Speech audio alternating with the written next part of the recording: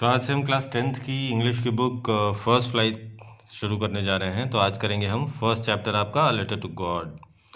तो देखते हैं ये बिफोर यू रीड, ये शुरू करने से पहले लेटर टू गॉड ये चैप्टर का नाम है।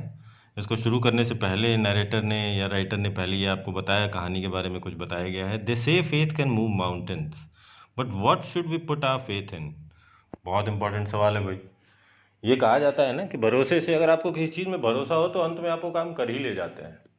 पहाड़ तक हिला सकते हैं अगर आपको भरोसा हो किसी चीज़ में, अपनी ताकत में या किसी चीज़ में। लेकिन सबसे बड़ा, सबसे नाजुक सवाल ये है कि किस पे भरोसा किया जाए, किस चीज़ में भरोसा करें। Lencho is a farmer who writes a letter to God when his crops are ruined asking for 100 pesos. जैसे भारत में रुपए चलते हैं, वैसे किसी देश में की करेंसी है पेसोज। तो लेंचो जिस किसान के बारे में कहानी है, उसकी जब फसल बर्बाद हो जाती है तो वो भगवान को चिट्ठी लिखता है कि मुझे 100 पेसोज दे दो। मैं दिक्कत में आता है तो आदमी उसी से बात करता है जिस पर भरोसा होता है। तो does Lencho's letter reach God, does God send him money. तो आपको क्या लगता है ये क्या हुआ होगा कि उसने जो चिट्ठी लिखी भगवान के पास पहुंची होगी क्या? और पहुंची होगी तो क्या भगवान ने उसे पैसे भेजे होंगे 100 पेसोज?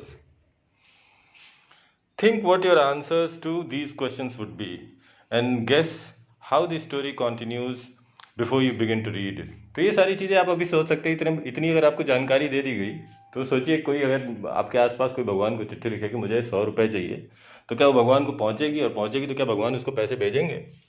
और जब अगर भेज देंगे तो क्या होगा? नहीं भेजेंगे, नहीं मिलेंगे पैसे, तो क्या होगा? उसको कैसा महसूस होगा? तो एक पूरी कहानी का एक एक खाका है ये। इसके बाद एक एक्टिविटी दी हुई है मनी ऑर्डर के बारे में। मनी ऑर्डर्स पहले चलते थे, आजकल तो खैर आप लोग क्या इस्तेमाल करते होंगे, इंटरनेट आ गया है, मोबाइल है, आप मोबाइल से पैसे ट्रांसफ़र कर सकते हैं, ऑनलाइन बैठे बैठे आप पैसे ट्रांसफ़र कर सकते हैं। पर ये थोड़े कुछ दशकों पहले, some decades back, this was being used throughout the country. तो आप ये फॉर्म भरने के ये स्टेप्स हैं, ये तरीके हैं, और ये फॉर्म है ये आपको खुद ही करना होगा, और ये करने के बाद ही आपको आएगा। अगर आंसर्स आप लोग अभी इसमें लिख दें तो मैं बता दूं कोई फ़ायदा होने वाला है नहीं। और ये बहुत कोई टफ चीज़ नहीं है, ये आपको खुद ही करनी चाहिए। हम सीधे कहानी पर आते हैं, ठीक है? यहाँ से शुरू होती है कहानी। The house the only one in this entire valley. तो एक उस घर के बारे में बात है जो कि पूरी वैली में, वैली आप समझते हैं ना, पहाड़ के नीचे का जो हिस्सा होता है उसको वैली कहते हैं, दो पहाड़ों के बीच में जो चीज़ होती है। Set on the crest of a low hill. Hill और माउंटेन में फर्क भी अब तक आप लोग को पता चल ही चुका होगा। ये पहाड़ी होती है, ठीक है? पहाड़ी के क्रेस्ट, क्रेस्ट मतलब टॉप पे, पहाड़ी के टॉप पे इकलौता घर था। From this height, one could see the river and the field of ripe corn dotted with the flowers that always promised a good harvest. तो इस ऊंचाई से, जिस ऊंचाई पे घर था, तो आप नदी देख सकते थे साफ साफ, जो नीचे बह रही थी, बह रही होगी। और साथ में कॉर्न के फ्लावर्स, कॉर्न के की फसल लगी हुई थी। उसमें जो फ्लावर्स थे, अगर आप किसी भी पौधे को देखें, उसके फ्लावर्स देखें और वो हेल्दी होते हैं, तो आपको पता होता है कि फसल अच्छी आने वाली है किसी भी। तो कॉर्न के भी डॉटेड फ्लावर्स को देख के यही ऊपर से पता चलता था। The only thing the earth needed was a downpour or at least a shower. कह रहा है कि जो ज़मीन को, वहाँ की जो ज़मीन थी, उस चीज़ को, जिस चीज़ की इकलौती जो चीज़ की ज़रूरत थी, सब कुछ अच्छा था वहाँ पे। जो इकलौती चीज़ की ज़रूरत थी वो थी मूसलाधार बारिश, डाउनपोर, और एटलीस्ट शार, या फिर कम से कम फुहारे तो पड़े ही, शार, ज़ोरदार बारिश हो जाए, थोड़ी बहुत बारिश हो जाए, कुछ भी हो जाए, पानी की ज़रूरत थी मतलब। Throughout morning, Lencho, who knew his fields intimately, had done nothing else but see the sky towards the northeast. पूरी सुबह लेंचो, जिसके बारे में कहानी है, जिस फार्मर का वो घर है, उसने सुबह से नॉर्थ ईस्ट की तरफ, उत्तर पूर्व की तरफ ही देख रहा था। उधर से बादल आ रहे हैं, नहीं आ रहे हैं, उन्हीं भाई किसान को क्या चाहिए भाई? ज़मीन को जिस चीज़ की ज़रूरत है, उसकी फसल को जिस चीज़ की ज़रूरत है, उसका इंतज़ार करेगा। सुबह से ही बेचारा देख रहा था। Now we are really going to get some water.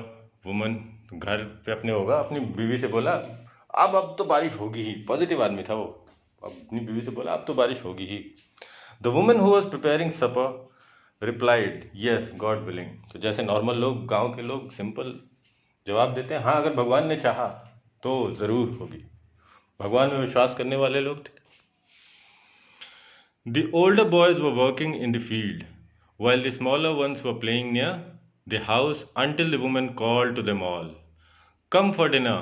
It was during the meal that, just as Lencho had predicted, big drops of rain began to fall.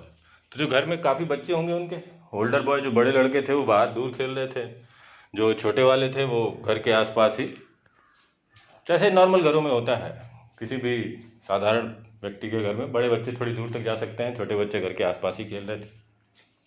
तो ये सब तब तक चल रहा था उनका खेलना कूदना, जब तक घर की औरत ने आवाज़ लगा के सबको बुलाया, अंदर आ जाओ, डिनर कर लो। सफ़र बना रही थी ना, आपको याद है?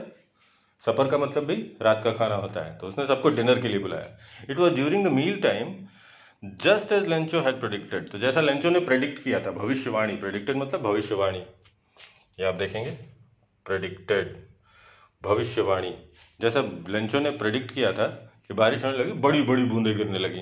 ये बस किसान खुश, इससे ज़्यादा क्या चाहिए।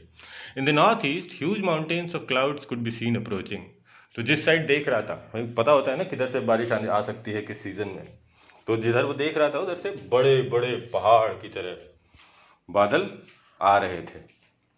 The air was fresh and sweet, हवा बारिश होने से पहले जैसा मौसम हो जाता है वैसा हो गया। बारिश होने से पहले बहुत सुहावना मौसम हो जाता है, हवा ठंडी हो जाती है, प्यारा सा लगता है। The man went out for no other reason than to have the pleasure of feeling the rain on his body. And when he returned, he exclaimed. तो देखिए ये कुछ मुझे लगता है कि उल्टा सा होने वाला है। जब बाहर गया तो वो सिर्फ इसलिए गया था कि जो बारिश होने वाली है, बारिश का इंतजार कोई कर रहा हो, बारिश होती हुई दिखाई दे रही हो कि अब आने ही वाली है, तो आदमी बाहर जाएगा, बोला जिस चीज़ का इंतजार कर रहे हैं उसमें भीग तो जाए। लेकिन वो बाहर गया और वापस चिल्लाता हुआ वापस आया, exclaimed.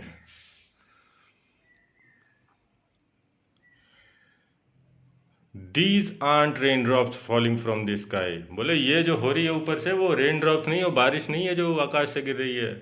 They are new coins, बोला ये नए पैसे हैं, ये रुपए बरस रहे हैं ऊपर से, सिक्के बरस रहे हैं हवा आसमान से, ये पानी नहीं है।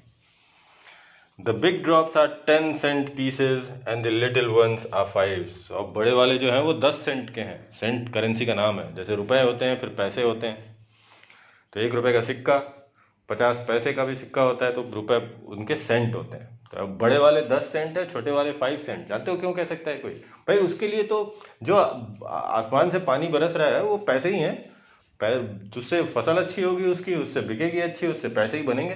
तो जो आकाश से गिर रहा है, जो आसमान से गिर रहे हैं, बड़ी बूंदे 10 सेंट की हैं, छोटी बूंदे 5 सेंट की हैं। किसी को भी यही लगेगा, जिस चीज़ की आपको ज़रूरत है आप उस चीज़ के पैसे दे सकते हैं, और कोई चीज़ अगर आपको मिल रही है और उसको आप पैसे में कन्वर्ट कर सकते हैं, वो भी पैसा है। तो ये किसान ने बिल्कुल सही कहा। With a satisfied expression, he regarded the field of ripe corn and with its flowers draped in a curtain of rain. तो संतुष्ट तरीके से वो देख रहा था। अब कितना खुश होगा ना उस समय उसका चेहरा देखने लायक होगा। जिसको पानी चाहिए उसको पानी मिल जाए, उसकी फसल अच्छी हो जाएगी। तो बड़े संतुष्टि की निगाह से अपने कॉर्न फील्ड को देख रहा था, उनके फूलों को देख रहा था, जो कि ड्रेप्ड मतलब ड्रेप, साड़ी ड्रेप की जाती है, साड़ी पहनी जब जाती है उस प्रोसेस को ड्रेपिंग कहते हैं। तो जिस तरह से साड़ी ड्रेप की जाती है उस तरह से पानी में उसकी फसल ड्रेप हो गई थी। ठीक है, याद रखिएगा, drape, DRAPE। But suddenly a strong wind began to blow and along with the rain very large hail stones began to fall. लेकिन अचानक तेज हवा बहने लगी। जब बारिश होती है ठंडी की, पहाड़ों के आसपास जब तेज हवा बहती है तो वो ओले, हेल स्टोन्स, ओले गिरने लगे उसके साथ साथ। These truly did resemble new silver coins, और ये सच में, पानी तो सिक्कों की तरह नहीं लगते, लेकिन ये सच में नए वाले चांदी के सिक्कों की तरह लग रहे थे। तो जो पैसों की तरह नहीं लग रहे थे वो पैसे बना देते, और ये पैसों की तरह लग रहे थे, ये देखिए क्या करेंगे। The boys, exposing themselves to the rain, ran out to collect the frozen pearls. और वो ओले इकट्ठा करने के लिए, हम बच्चों को सबसे ज़्यादा खुशी इसी बात में, बाहर ओले गिर रहे हैं, चलो बर्फ इकट्ठा करते हैं, ओले इकट्ठा करते हैं। इससे बढ़िया काम बच्चों के लिए क्या है। तो किसान बेचारा पानी का इंतज़ार कर रहा था, ओले पड़ने लगे, उसके बच्चे भी खुश हो गए। भाई सबकी अपनी अपनी ज़रूरतें हैं ना, सबकी अपनी अपनी चिंताएं हैं। It's really getting bad now, और उधर वो इकट्ठा कर रहे हैं खुश होके, और ये किसान बोला it's really getting bad now, बोला अब तो बहुत बुरा हो रहा है। Exclaimed the man, I hope it passes quickly, तो वो बेचारा निराश होकर एक्सक्लेम कर रहा था। एक्सक्लेम मतलब आदमी जब सैड होता है या हैप्पीली, दोनों अवस्थाओं में एक्सक्लेम करता है। जो आश्चर्य से बोलता है, आशा से बोलता है, जिसमें वो कुछ कर नहीं सकता, उसके लिए एक्सक्लेम यूज होता है। I hope it passes quickly, बोला मैं आशा करता हूँ कि जल्दी से निकल जाए। It did not pass quickly for an hour the hell rained on the house. 1 घंटे तक वो आशा कर रहा था कि जल्दी निकल जाए, पर जल्दी नहीं निकला। 1 घंटे तक उसके घर के आसपास हेल गिरती रही। The garden, the hill side, चारों तरफ, the cornfield, on the whole valley, पूरी वैली में, पूरी घाटी में, वैली मतलब घाटी होता है, पूरी घाटी में घंटे भर ये काम चलता रहा।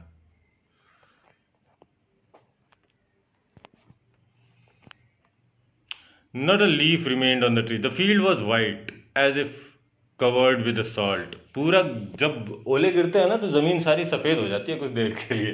जितनी देर गिरेगी उतनी देर के लिए सफेद रहेगी, एक के ऊपर एक परत जमती जाती है बर्फ की। तो उसकी भी पूरी जमीन सफेद हो गई थी, जैसे ऐसा लग रहा था जैसे नमक डाल रखा हो चारों तरफ। It's really getting bad now. नहीं, not a leaf remained on the trees, the corn was totally destroyed. पेड़ों पर एक भी पत्ते नहीं बच गए थे इस ओले ओले के कारण, और कॉर्नफील्ड तो पूरी तरह बर्बाद हो चुका था, totally destroyed. The flowers were gone from the plants, जो फूल थे, जो फूल ही बड़े होके फल बनते हैं ना उसके, किसी भी पौधे के, तो वो फूल सारे झड़ चुके थे, सब गिर चुके थे। Lencho's soul was filled with sadness. When the storm had passed, he stood in the middle of the field and said to his sons, a plague of locusts would have left more than this. तो Lencho बेचारा बहुत परेशान हो गया था, उदास हो चुका था। वो अपने लड़कों से बोला, बीच बीच फील्ड में खड़ा होकर अपने फील्ड को देख रहा था, किसी उसकी फसल बर्बाद हो चुकी थी, बीचों बीच पूरी चारों तरफ देख रहा था, सब बर्बादी बर्बादी है। तो कह रहा था कि टिड्डों का, लोकस्ट मतलब टिड्डे, कीड़े। तो कह रहा है कि अपने लड़कों से बोला कि कीड़ों का झुंड भी अगर आता ना तो इससे कुछ छोड़ के जाता। ये हेल ने मतलब इस हद तक बर्बादी कर दी थी कि कुछ भी नहीं छोड़ा था। द हेल लेफ्ट नथिंग, तो हेल ने कुछ भी नहीं छोड़ा था। This year we will have no corn, that night was a sorrowful one. तो वो बोला इस साल हमें कोई कॉर्न नहीं मिलेगा। वो पूरी वो रात जो थी बड़ी उदास थी, बहुत दुख भरी रात थी। That night was a sorrowful one, all our work for nothing, there is no one who can help us, will all go hungry this year. कह रहा है लगता है ना जब आपको सब कुछ बर्बाद हो जाए, पूरे साल आपने मेहनत की, पूरे सीजन आपने मेहनत की, और आपकी सारी की सारी फसल 1 घंटे में बर्बाद हो जाए, तो कहा ना कि जितना भी काम किया हमने उसका कोई फल नहीं मिलने वाला, सब बर्बाद चला गया, और कोई नहीं है जो हमारी मदद भी कर सकता है, और इस पूरे साल हमें भूखा रहना पड़ेगा। कितनी कितनी दयनीय, एक किसान के लिए कितनी बुरी हालत हो जाती है अगर उसकी सारी फसल बर्बाद हो जाए। और क्या कर सकता है किसान, वही एक चीज निकालता है। देखते हैं oral comprehension check. What did Lencho hope for? तो Lencho hope for that the earth should at least have a shower or a downpour. He was hoping for a rain, ये लिख दीजिएगा। Why did Lencho say the rain drops were like new coins? बताया ना new coins क्यों थे? Because the rain would help the for a good harvest, and good harvest will give him money. This is why he said that they were the new coins. How did the rain change? The rain changed into hailstones because there was a wind blowing, there was heavy wind blowing from the northeast. What happened to Lencho's fields? They were totally destroyed, as if they were covered with salt. The flowers, there were no flowers on the plants. सारी चीज़ें आप लिख सकते हैं। What were Lencho's feelings when the hail stopped? अब भी हमने देखा है। What was his feeling? What was his feeling when rain stopped? When the hail stopped? He said that all our work for nothing. He was very sad and sorrow about the loss of his corn plants in the field. He said that this year we'll have nothing to eat and no one would be able to help us. सारी चीज़ें आप mention कर सकते हैं। आगे देखते हैं। But in the hearts of all who lived in that solitary house in the middle of the valley there was a single hope, help from God. लेकिन उस घाटी में के उस घर में जितने भी लोग रहते थे, कह तो दिया कि कोई हेल्प नहीं कर सकता, लेकिन सबके मन में एक चीज़ बनी हुई थी कि एक आदमी तो है जो हेल्प कर सकता है, एक भगवान। उन सबको भगवान पे भरोसा था, एक छोटी सी आशा थी कि भगवान ही अब मदद करेगा। Don't be so upset, even though this seems like a total loss, remember no one dies of hunger. तो कहा उनने कि ये याद रखो कि कोई भी भूख से नहीं मरता है, भूखा कोई नहीं मरता है। कितना भी बुरा हो जाए कोई भूखा नहीं मर सकता है, तो इतना ज़्यादा अपसेट होने की ज़रूरत नहीं है। ये लग रहा है कि ये सब कुछ लुट गया हमारा, सब बर्बाद हो गया, लेकिन एक आशा रखो, कोई भूख से नहीं मरता। तो जिस भूख की आप बात कर रहे हैं कि साल भर कुछ खाने को नहीं मिलेगा, तो किसी ने समझाया कि आप मरोगे नहीं, कुछ भी कर लो। अच्छी बात है ना, इतना आशावान, ऐसे ही आशा ही आपको आगे बढ़ने पे, अब बढ़ने के लिए, जारी जारी रहने के लिए प्रेरित करती रहती है। तो ये आशा ही किसी ने बधाई। That's what they say, no one dies of hunger. All through the night, Lencho thought only of his one hope, the help of God, whose eyes, as he had been instructed, see everything, even what is deep in one's conscience. तो Lencho सोच रहा था कि यही सब लोग कहते हैं कि चलो भूख से तो कोई नहीं मरेगा, तो हम भी नहीं मरेंगे आशा के कारण। लेकिन वो सारी रात भगवान के बारे में, एक ही उसी भगवान के बारे में ही सोच रहा था, जिसके बारे में उसने सुना था कि उसकी आंखें वो भी देख लेती हैं जो आपके मन के अंदर होता है। कहीं भी कुछ भी हो रहा हो, सब कुछ देखती हैं। आप मन में क्या सोचते हैं वो चीज़ भी भगवान को पता होती है। तो बस सिर्फ उसी बारे में सोच रहा था कि भगवान मेरी मदद करेगा, उसी आशा में वो सारी रात लगा रहा। Lencho was an ox of a man, working like an animal in the fields, but still he knew how to write. तो Lencho was an ox of a man, बैल की तरह का। कोई बहुत मजबूत होता है, कोई बहुत काम करने वाला होता है, तो उसको बैल बोलते हैं। तो यही राइटर भी लिख रहा है, लेंचो भी बैल आदमी था। मतलब बुरे बातों की नहीं, बैलों की तरह उसमें शक्ति थी और काम करने की लगन थी। ये उसका प्रेज है, ये उसकी बड़ाई है।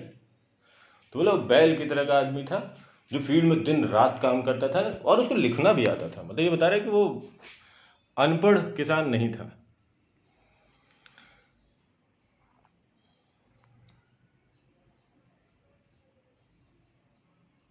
The following Sunday, at daybreak, he began to write a letter which he himself would carry to town and place in the mail.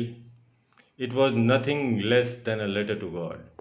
तो अगले संडे को सुबह सुबह, एट डे ब्रेक पे ही, डे ब्रेक का मतलब सुबह सुबह, ध्यान रखें, डे ब्रेक मीन्स सुबह सुबह।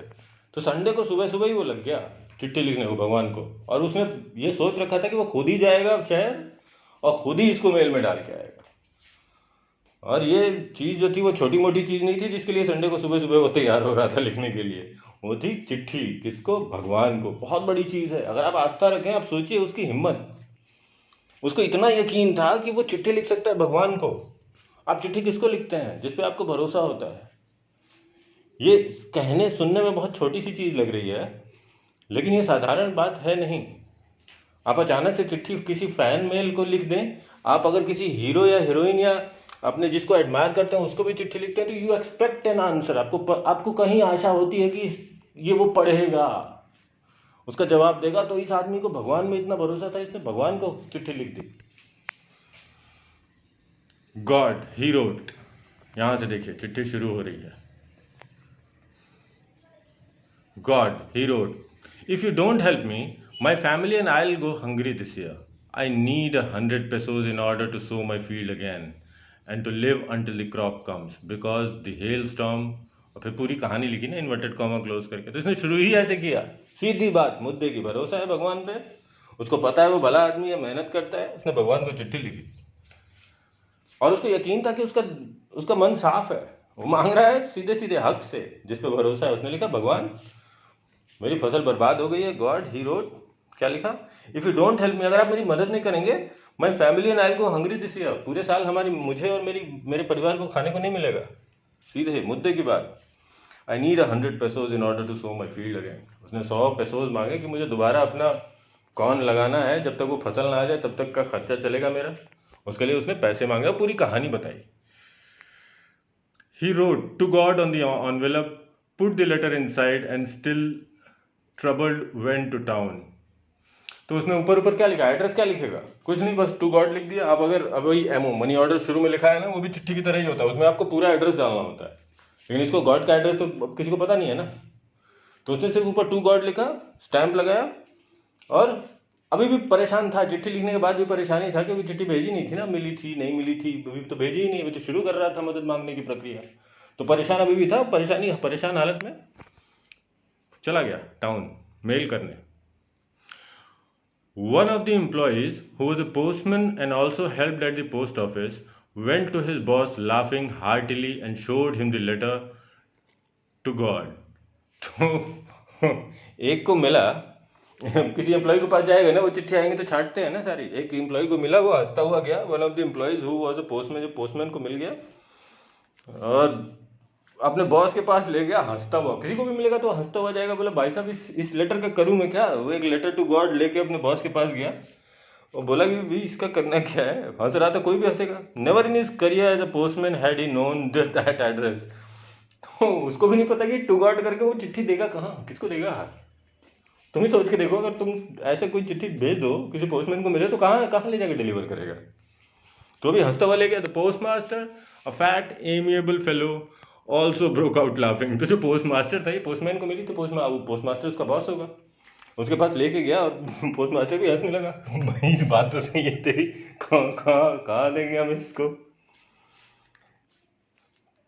But almost immediately he turn serious and tapping the letter on his desk commented, what's faith, I wish I had the faith of the man who wrote this letter. तो हंस रहा था, अचानक वो serious हो गया। बात बहुत इंपॉर्टेंट है कि कितना भरोसा है उसको भी, वही बात जो बात अभी हम पहले डिस्कस कर रहे थे, उस पोस्ट मास्टर को भी यही लगा कि कितना भरोसा है उस पर, उसके पास कितना भरोसा है भगवान पे कि वो चिट्ठी लिखा उसने। तो कह रहा है कि मुझे इतना भरोसा होता, इतना भरोसा अगर भगवान पे मुझे होना चाहिए, उसने आशा की। पोस्ट मास्टर किसी को भी लगेगा ना।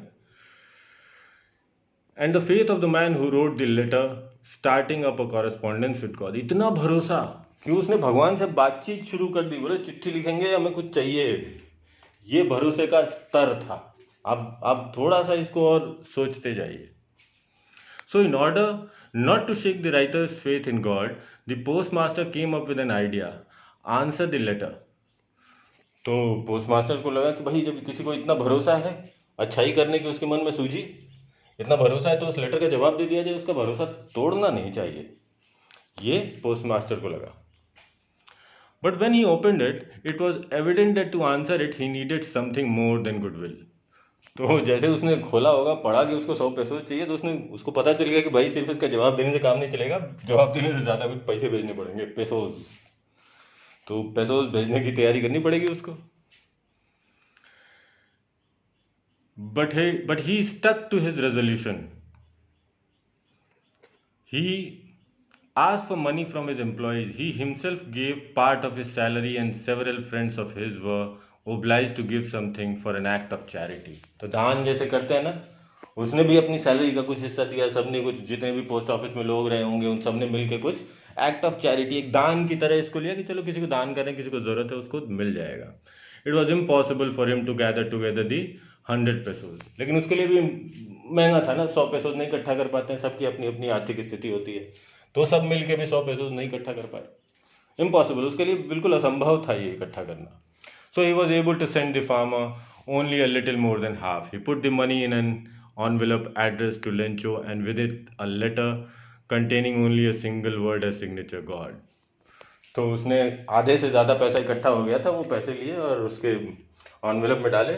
और लेंचो का एड्रेस, जब आप चिट्ठी लिखते हैं तो दोनों एड्रेस लिखने होते हैं, अपना भी और गॉड का भी। तो उसने गॉड के लिए तो टू गॉड लिख दिया था लेंचो ने, लेकिन अपना एड्रेस उसका पक्का पूरा होगा, तो उसी एड्रेस पे उसने रिप्लाई किया। चिट्ठी में सिर्फ एक नीचे सिग्नेचर किया, पूरी कोई चिट्ठी खत लेटर का कोई कंटेंट नहीं था, उसने नीचे भी सिग्नेचर किया गॉड की, भगवान की तरफ से चिट्ठी आई और लेंचो के एड्रेस पे भेज दिया। उसमें पैसे थे आधे से ज़्यादा, यानी 100 मांगे थे तो 50 से कुछ ज़्यादा रहे होंगे। फिर देखिए कुछ क्वेश्चंस है। हु और what did Lencho have faith in, what did he do. Who और व्हाट मतलब Lencho had faith in God and what did he do, he started a correspondence with God asking him money to help him because his crops had been destroyed by the hailstorm. पूरा आप लिख सकते हैं, in order to survive he needed money and he started a conversation with God. Who read the letter? तो the post master read the letter. What did the post master do then? आप लिख सकते हैं पूरी कहानी, मतलब जो उसका पार्ट है। द पोस्ट मास्टर वो started laughing but then he became serious upon seeing the faith of Lencho in God. So he decided to send to answer the letter, to restore the नहीं to continue so that Lencho would not lose his faith in God। ये सारी चीज़ें लिख सकते हैं, right. आगे देखते हैं। The following Sunday, Lencho came a bit earlier than usual to ask if there was a letter for him। तो अगले संडे को लेंचो टाउन पहुंच गया। बोले ये पोस्टमैन क्या करता है, उसके घर ले जाके देता ना। ये अगले संडे खुद ही पहुंच गया पूछने के लिए कि भाई साहब मेरा लेटर आया क्या। It was the postman himself who handed the letter to him, while the postmaster, experiencing the contentment of a man who has performed a good deed, looked on from his office। तो जैसा होता है ना कि आप चाय ticket दूर से देखते हैं कि हाँ सब ठीक है, तो पोस्टमास्टर दूर से देख रहा था। पोस्टमैन ने ले जाके वो जो लेटर इन लोगों ने लिखा था नीचे अंदर से सिग्नेचर किया था गॉड, और 50 से ऊपर रुपए, आगे देखेंगे कितने रुपए होते हैं, मैंने गलती से बोल दिया। तो ये 70 रुपये के करीब, 50 से ज़्यादा उन्होंने दे दिए उनको। Lencho showed not the slightest surprise on seeing the money, such was his confidence, but he became angry when he counted the money। तो लेंचो ने उसको कोई आश्चर्य नहीं हुआ भाई, जिसको इतना भरोसा है कि वो भगवान को चिट्ठी लिख सकता है, बात कर सकता है, तो उसको कोई सरप्राइज नहीं हुआ कि भगवान ने उसको वापस जवाब दिया। वो कंटेंट था कि हाँ भगवान के पास से जवाब तो आएगा ही, इतना भरोसा होता है, मतलब ये भरोसे की ये हाइट है। ऐसे आदमी मिलना बहुत मुश्किल है भाई कि भगवान से पैसे आए लेकिन वो गुस्सा हो गया पैसे जब काउंट किए, तो उसको लगा होगा ना कि मैंने 100 पैसे मांगे थे, ये 70 पैसे ही कैसे आ गए।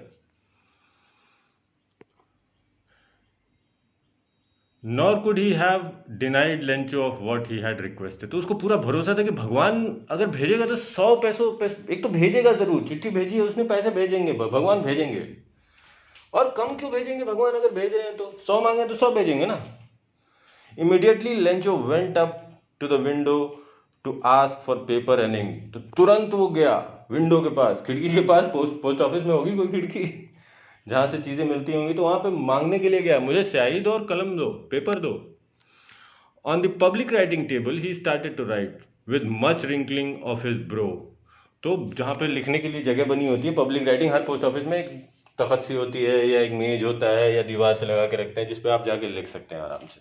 तो वहाँ ले जाके अपनी भौवें टेढ़ी करके, गुस्से में, भौवें टेढ़ी करने का मतलब गुस्से में लिख रहा था वो, और लिखने लगा। Caused by the effort he had to make to express his ideas। तो जब आदमी गुस्से में ज़्यादा सोच रहा होता है तो उसकी भौवें तन जाती हैं, रिंकल कर जाती हैं, मतलब सिकुड़ जाती हैं। When he finished, he went to the window to buy a stamp which he licked and then affixed to the envelope with a blow of his fist। तो गया वहाँ पे, एनवेलप लिया, थूक लगाया, टिकट चिपकाया और एक मुक्का, फिस्ट मतलब मुक्का, जब हाथ बांध लेते हैं उसको फिस्ट कहते हैं, ठीक है। तो the moment the letter fell into the mail box the postmaster went to open it. तो जैसे ही पढ़ा, पोस्टमास्टर को पता था कि पिट टू गॉड लिखा है इसने, तो ये फिर पढ़ने में मजा आएगा, देखते हैं क्या होता है। तो उसमें लिखा था, God of the money that I asked for only 70 pesos reached me. तो उसने शिकायत कर दी, उसको पैसे मिले, उसने तुरंत वापस शिकायत कर दी कि आपने मुझे सिर्फ आपने जो भेजे थे उसमें 70 pesos मिले हैं। Send me the rest since I need it very much. वो तो बोल रहा है कि मुझे बाकी के पैसे भी भेज दो, क्यों, I need it very much, but don't send it to me through the mail because the post office employees are a bunch of crooks. Lencho, उसने भी लेंचो साइन किया, लास्ट में बोला कि अगली बार जो पैसे भेजना पोस्ट ऑफिस के थ्रू मत भेजना, ये पोस्ट ऑफिस में जो काम करते हैं ना वो क्रुक्स हैं। क्रुक्स मतलब अच्छे आदमी नहीं है, चोर समझ लो। क्रुक्स मतलब जो छोटी मोटी ठगी कर लेता है, जो छोटी मोटी बदमाशियाँ कर लेता है, उसको क्रुक कहते हैं। तो उसने भगवान को शिकायत कर दी। उसको ये लग रहा था भगवान ने तो 100 पैसे ही भेजे होंगे ये पोस्ट ऑफिस में, ये पोस्ट मास्टर और पोस्टमैन सब मिल के नहीं, इन्होंने 30 पैसे निकाल लिए हैं। तो भगवान को शिकायत लगाई उसने, अब बोला कि अगली बार जो भेजना पोस्ट ऑफिस के थ्रू, मेल के थ्रू मत भेजना, कोई और तरीका निकालो, क्योंकि पोस्ट ऑफिस में हमारे क्रुक्स हैं।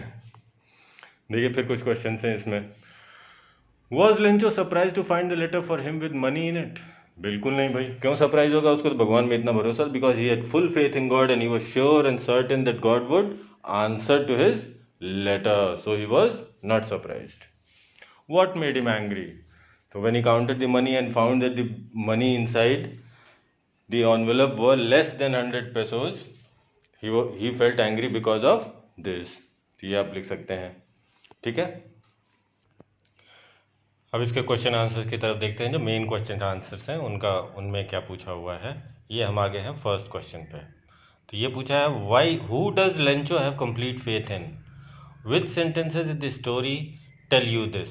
तो हु डज, किसके में सबसे ज़्यादा फेथ था, किसके में फेथ था, कंप्लीट फेथ, पूरा विश्वास किसको करता था, भगवान में। तो Lencho had complete faith in God. और विच सेंटेंसेज में, तो इसमें कई सारे सेंटेंसेज है। शुरुआत में ना, in this solitary house, in the hearts of every member in this solitary house lives God, वो वाला है। Lencho thought about God all night, he was thinking how would God help him, ये वाला sentence है।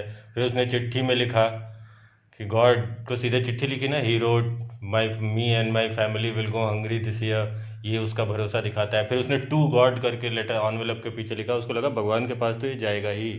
फिर जब चिट्ठी वापस उसको मिली तो उसको पूरा भरोसा था कि भगवान ने ही भेजा है, और तो कोई भेजेगा नहीं, भगवान को इसने चिट्ठी लिखी, इतना भरोसा था। तो ये सारे सेंटेंसेज आप ऊपर से उठा के नीचे लिख सकते हैं। अब देखते हैं question number 2। Why does the post master send money to Lencho, why does he sign the letter God? तो पोस्ट मास्टर ने उसको चिट्ठी का जवाब क्यों दिया, क्यों पैसे भेजे उसको, और अगर उसने भेजे तो नीचे गॉड क्यों लिखा? मगर post master read the letter. First he was laughing, then he became serious, seeing the complete faith of Lencho in God. ठीक है, he did not want to shake his faith in God, therefore he decided to collect the money. He himself gave a part of his salary and other employees of the post office contributed to send him money. ये वाली चीज़ें आप लिख सकते हैं। Third question देखते हैं क्या है।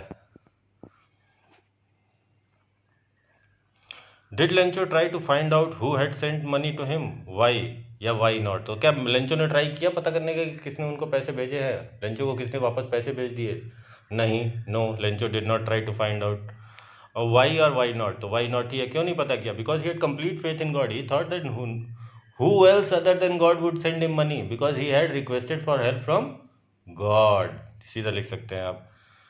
ये देखिए fourth question, Who does Lencho think he has taken the rest of the money? What is the irony in this situation? चलिए यहाँ से शुरू करते हैं। Who, किसको सोचा, किसने पैसे निकाल लिए? उसने सोचा ना पोस्ट ऑफिस के ही क्रूक्स हैं सारे। मैंने कहा he thought employees from the post office had taken his money. He thought that they were crooks. What is the irony? The irony of the situation. Irony मतलब क्या उल्टा तथ्य, मतलब भले करने के बाद भी बुरा सोचे कोई, इसको आयरनी कहते हैं। आप जो करे उसका उल्टा समझ जाए कोई, उसको आयरनी बोलते हैं। तो क्या है आयरनी सिचुएशन की? The irony of the situation is even though the post master had helped Lencho thought that he was a crook. This is the irony of the situation, ठीक है। आगे देखते हैं। Are the people like Lencho in the real world? What kind of person would you say he is? You may select appropriate words in the box to answer this question. तो ये type of people है, इस type के, इतने type के people मिलते हैं। तो जब इतने टाइप के मिलते हैं तो इतने टाइप के होंगे ही, आपने भी देखे होंगे इन सब तरह के लोग, ग्रीडी, नाइव, स्टूपिड, अनग्रेटफुल, ठीक है।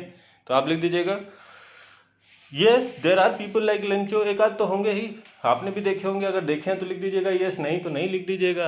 The different types of people which I find in this world are this, जिस तरह के लोग आपने देखे हैं, अनक्वेश्चनिंग, अनग्रेटफुल, इनके मतलब तो आपको पता ही होंगे, ग्रीडी, लालची, नाइव मतलब सीधा साधा, जिसको कुछ नहीं आता, सीधा साधा नहीं, स्टूपिड, बेवकूफ़, अनग्रेटफुल, जो कि जिसके लिए कुछ किया जाए, जो ग्रेटफुल आपका थैंक यू भी ना बोले। तो हर तरह के लोग होते हैं। तो आप लिख दीजिए इतने तरह के लोग होते हैं।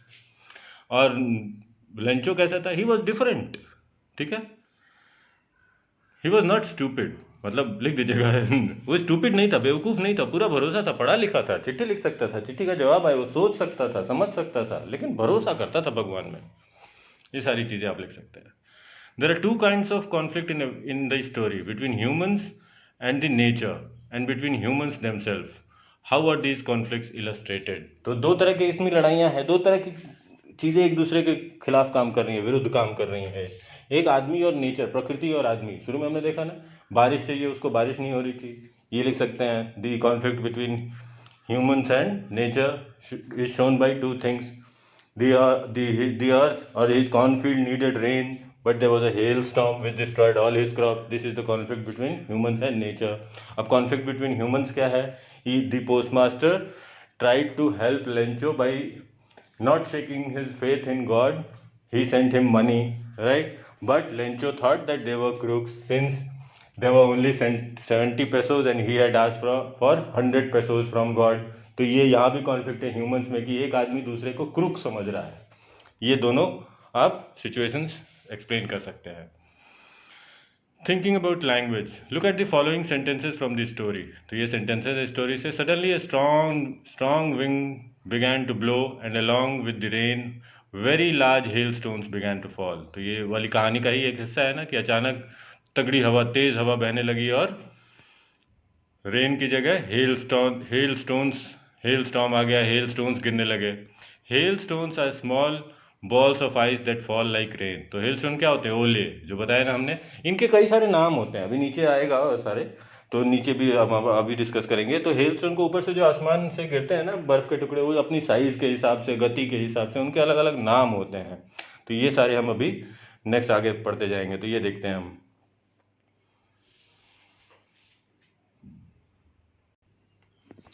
हेलस्टोन्स का फिर हमने देखा कि हेलस्टोन्स किसको कहा जाता है, स्मॉल बॉल्स ऑफ आइस होते हैं। तो ये आगे पूछा है, there are different names in different parts of the world for the storms depending, ये हम पढ़ रहे हैं अभी, depending on their nature. Can you match the names in the box with the description below and fill in the blanks.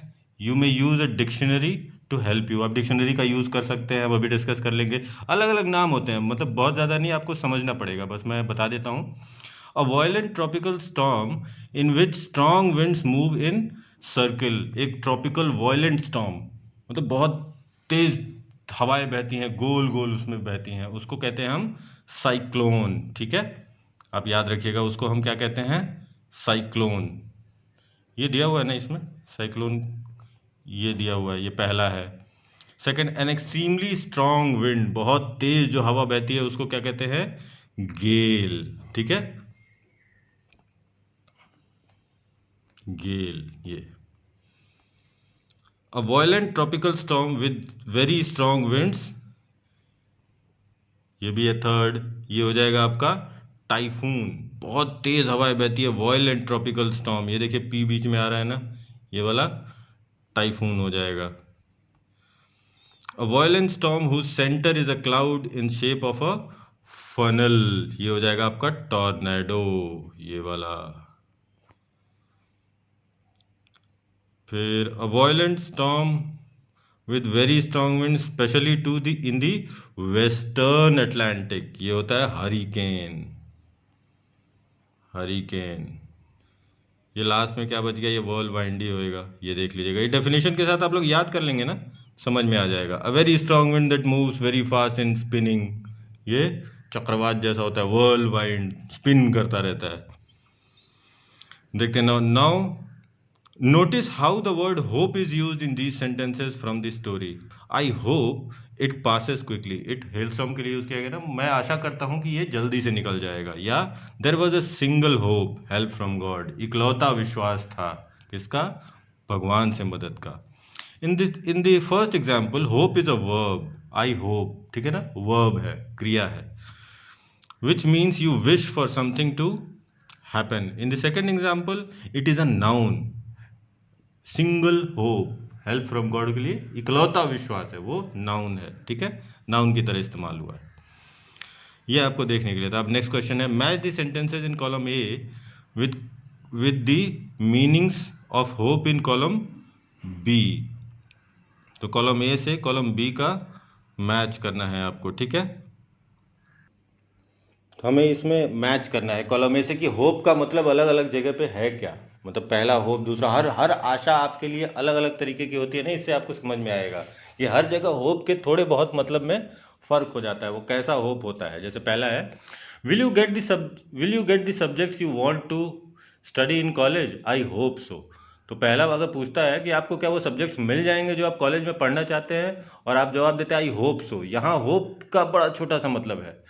Thinking that this would happen, ये वाला part, thinking that this would happen, it may और may not have happened, आपको मिल भी सकता है, नहीं भी मिल सकता है, आई होप सो। लेकिन आपकी इच्छा क्या होती है, एक तरफ होती है, आप एक तरफ ज़्यादा इंक्लाइंड होते हैं, ठीक है। नेक्स्ट देखते हैं, I hope you don't mind my saying this but I don't like the way you arguing. जैसे आप आर्ग्यू कर रहे हैं, जैसे आप बहस कर रहे हैं, ये मुझे पसंद नहीं है, और मैं आशा करता हूँ कि आप मेरे ये कहने से गुस्सा नहीं होंगे, या डोंट माइंड मी सेइंग, आपको बुरा नहीं लगेगा। तो ये वाला किस में आ जाएगा आपका, ये लास्ट में आप देख रहे हैं ना, wishing for something to happen although this is very unlikely. Unlikely मतलब ये होने की संभावना नहीं है, आप बस ये कह रहे हैं कि you hope that you don't mind, लेकिन आपको पता है कि वो बुरा तो मानेगा, तो ये वेरी अनलाइकली है। तो ये होप में फ़र्क है, पहले वाले होप में है कि आप इच्छा ज़्यादा कर रहे हैं कि आपको वो सब्जेक्ट मिलेंगे, इसलिए होप की क्वालिटी में बहुत फ़र्क है। मैं क्वालिटी कहना नहीं चाहिए, बट होप की प्रकृति में, नेचर में बहुत फ़र्क है। पहले में आप बहुत ज़्यादा मना रहे हैं कि आपको वो हो जाए, और दूसरे में आप होप का मतलब ये नहीं मना रहे हैं कि वो माइंड करे, यू डोंट माइंड, अनलाइकली, लेकिन आप जानते हैं कि ऐसा होगा नहीं। थर्ड में देखिए, the discovery will give new hope to HIV/AIDS sufferers. ये जो डिस्कवरी है वो HIV/AIDS सफर को बहुत नई आशा देगी। तो ये आशा कैसी होगी, a feeling that something good will happen. इस होप में पक्का पता है कि एक ही आशा है, समथिंग गुड विल हैपन, इसमें नेगेटिव वाला पार्ट नहीं है। तो अब देख रहे हैं ना, होप की मीनिंग्स हर जगह बदलती जा रही हैं। We were hoping against hope that the judges would not notice our mistakes. तो ये जजेस आपके मिस्टेक्स नहीं करेंगे। ये देखिए, जो ये इसका ये होगा, wishing that something to although this is hoping against hope, ये वाला लास्ट ये होगा। ये जो था ना कि I hope you don't mind, इसका मतलब ये वाला है, ठीक है। ये हमने गलती से आगे आपको एक्सप्लेन कर दिया था। यानी कि आपको पहले हम वो करते हैं I hope you don't mind वाले को, ठीक है, I hope you don't mind वाले पे डिस्कस कर लेते हैं पहले। उसमें ये बता रहा है कि वो कंसर्न शो कर रहा है अपना, लेकिन कि ये चीज़ आपको ऑफेंड नहीं करेगी। The way of being polite, ये आपको सिर्फ पोलाइट होने का एक तरीका है ना, सभ्य दिखने का। आपको पता है कि वो बुरा मानेगा सिर्फ, लेकिन पोलाइटनेस के लिए आई होप डोंट माइंड। आप होप एक्चुअली कर नहीं रहे होते हैं कुछ, आप होप थोड़ी कर रहे होते हैं, आपको कहना होता है, आप कह रहे होते हैं। तो होप सिर्फ पोलाइट होने के लिए आप वो होप का यूज़ कर रहे हैं। लेकिन लास्ट में होपिंग अगेंस्ट होप, इसमें दो बार हो, आप आशा के विरुद्ध आशा कर रहे हैं, लेकिन आपको पता है कि ये होगा नहीं। ये वाला है द जजेस won't notice our mistakes. I called early in the hope of speaking, ठीक है। तो मैं पहले आपको बुलाया, speaking to her before she went to school, ठीक है। ये वाला हो जाएगा कि मैंने पहले ही कॉल किया इस आशा में कि उसके स्कूल जाने से पहले मेरी बात हो जाएगी। तो वांटिंग समथिंग टू हैपन, आप कुछ चाहते हैं करना, इसलिए कोई काम पहले कर देते हैं इस आशा में, ठीक है। ये भी बहुत पॉजिटिव टाइप का होप है। और लास्ट में तो ये बच ही गया है, ये वाला हो जाएगा, इसको भी एक्सप्लेन कर लेते हैं। Just when everybody had given up hope the fisherman came back 7 days after the cyclone. तो 7 दिन बाद आ गए, ठीक है। ये क्या था, believing that this good thing would happen, alright, stopped believing. कि ये होप कैसी थी कि आपने नेगेटिव ही थे पूरे, लेकिन बस होप रखने के लिए होप रख रहे थे, आपने मानना ये छोड़ दिया था कि ये होगा भी, आपने ये स्टॉप कर दिया था सोचना कि ये होप पूरी भी होगी, ठीक है। ये किसमें है, just when everybody had given up hope. Given up, hope को गिव अप कर देते हैं, यानी कि आप भरोसा करना छोड़ देते हैं, ठीक है। होपिंग अगेंस्ट होप मतलब आपने छोड़ा नहीं है भरोसा करना। Given up hope completely. Hopping against hope, आपको पता है कि ये नहीं होगा, लेकिन फिर भी आपको थोड़ी सी आशा है, तो when it is very unlikely वाला पार्ट है, ठीक है। आगे देखते हैं relative clauses. Look at these sentences. पहला है ऑल मॉर्निंग लेंचो, ये हम कर रहे हैं, all morning Lencho who knew his fields intimately looked at the sky. और दूसरा है the woman who was preparing supper replied yes God willing. तो ये दोनों का मतलब आपको पता है ना, पूरी सुबह लेंचो इंटीमेटली, बड़ी करीबी से, इंटीमेट मतलब करीब से, ध्यान से, करीब से देख रहा था स्काई की तरफ। और the women who was preparing, जो औरत डिनर बना रही थी, रात का खाना बना रही थी, उसने जवाब दिया, हाँ भगवान चाहेगा तो। The italicised parts of the sentences give us more information about Lencho and the woman. तो इसमें लेंचो और वुमन के बारे में ना, लेंचो फील्ड को इंटीमेटली देख रहा था, आकाश की तरफ आशा करता हुआ। और वुमन के बारे में क्या एक्सप्लेन हो रहा है कि वो खाना बना रही थी और भगवान में आस्था दिखा रही थी। इन चीज़ों से जो इटैलिसाइज पार्ट्स लिखे हैं उनसे ये चीज़ें पता चलती हैं। We call them relative clauses. Notice that they begin with a relative pronoun who, ठीक है। द वुमन हु वॉज, और पहला था all morning Lencho who knew his fields. तो हु जो होता है वो हु से बिगिन होता है, who knew his fields. The women who was preparing supper, जो खाना बना रही थी, वो हु से शुरू होता है, वो रिलेशन बताता है किससे, नाउन से, तो वो रिलेटिव प्रोनाउन हो जाते हैं, ठीक है। The relative clauses in A and B above all are called non defining because we already know the identity of the person they describe. तो जिसको वो डिस्क्राइब कर रहे हैं उसको हम पहले ही जानते हैं, उसका नाम तो पहले ही लिख दिया था, Lencho who was looking at the women who was preparing. तो हम पहले ही नाउन को जानते हैं। इसमें करना क्या है वो देख लेते हैं। A non defining relative clause usually has a comma in front of it and a comma after it.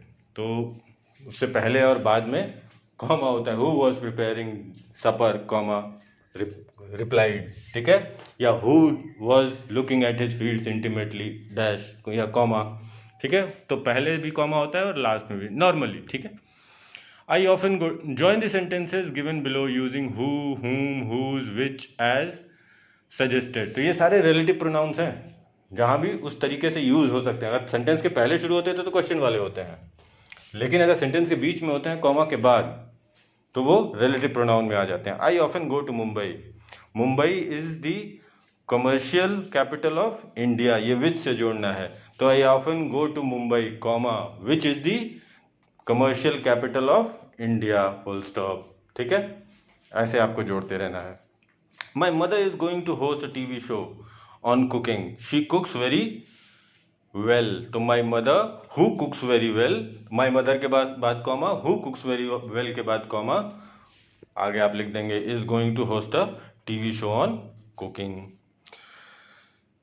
These sports persons are going to meet the president. Their performance has been excellent. तो these sports person, comma, whose performance has been excellent, comma, are going to meet the president. Simple हो गया है ना। तो आप Lencho prayed to God. His eyes see into our minds. तो Lencho prayed to God, comma, whose eyes see into our minds, ठीक है। This man cheated me, I trusted him. तो this man whom I trusted cheated me. तो this man के बाद comma, whom I trusted, फिर comma, cheated me, ठीक है। Sometimes the relative pronoun in a relative clause remains hidden. For example, look at the first sentence of the story. The house dash, the only one in the entire valley, sat on the crest of a low hill. So we can rewrite this sentence as the house which was the only one in the entire valley sat on the crest of a low hill, ठीक है। ऐसे भी लिखा जा सकता है, जहाँ उसकी जगह डैश दे दिया जाता है ना। तो रिलेशन एक्चुअली दिखाने का तरीका है, ये लिखने के अलग अलग तरीके हैं, इनमें कोई फर्क नहीं है, ये लिखने के तरीके हैं, है वहाँ पे विच, हु, रिलेटिव प्रोनाउन ही है। Using negatives for emphasis, we know that sentences with words such as no, not और nothing show the absence of something, ठीक है। कुछ नहीं होता है तो ही नो, नॉट, नथिंग ये लगाया जाता है। और contradict something, for example this year we will have no corn, corn will be absent. तो this year will have no corn मतलब कॉर्न नहीं होगा किसी के नहीं होने की जग के लिए बताते हैं।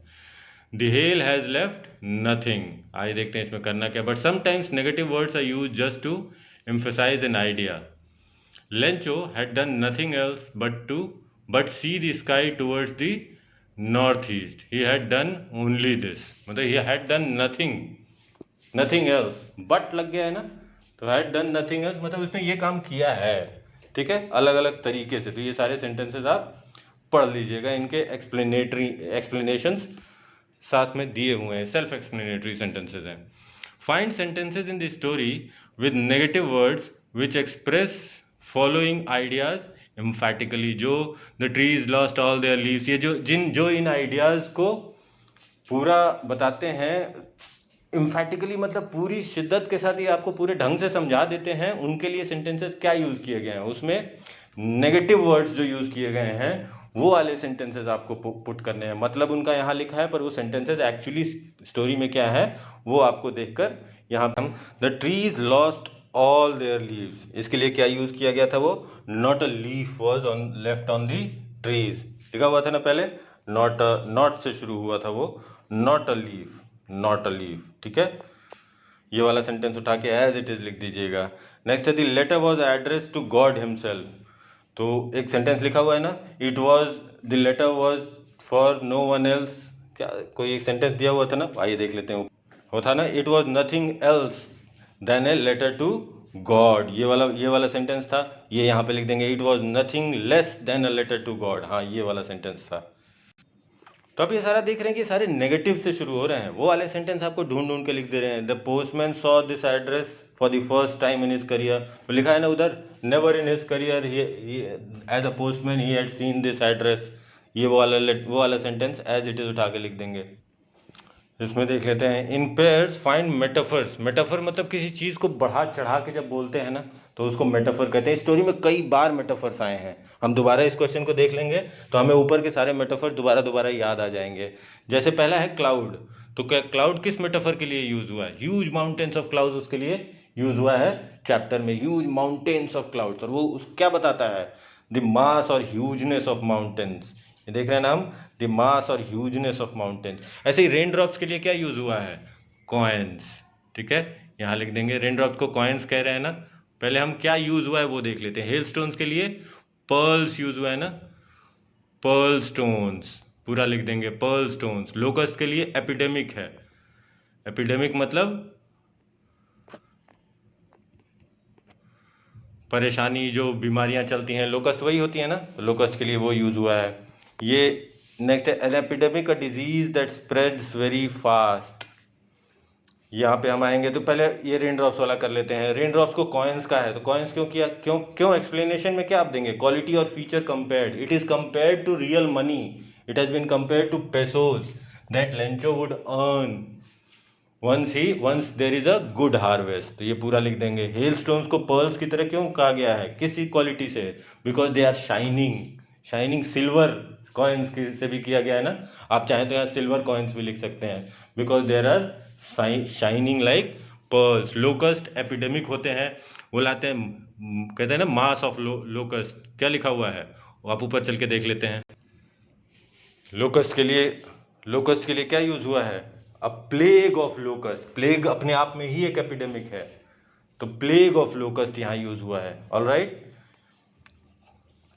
ये लिख सकते हैं प्लेग, ऊपर वाले का लिए PLAGUE, इट्स, और ये क्या सिंबलाइज करता है, क्वालिटी और फीचर, किस फीचर से, जैसे प्लेग आ जाता है ना, जैसे एपिडेमिक आ जाता है, सारी बीमारी आ जाती है तो भुखमरी आ जाती है, वैसे ही लोकस्ट का प्लेग जब आता है तो फसल बर्बाद हो जाती है, और सीक्वेंस वही होते हैं, बीमारी होती है, भुखमरी होती है, ये सारी चीज़ें जब सब पूरे फसल बर्बाद हो जाएगी, टिड्डियों का दल आके फसल बर्बाद कर देगा, तो यही सारी चीज़ें होंगी।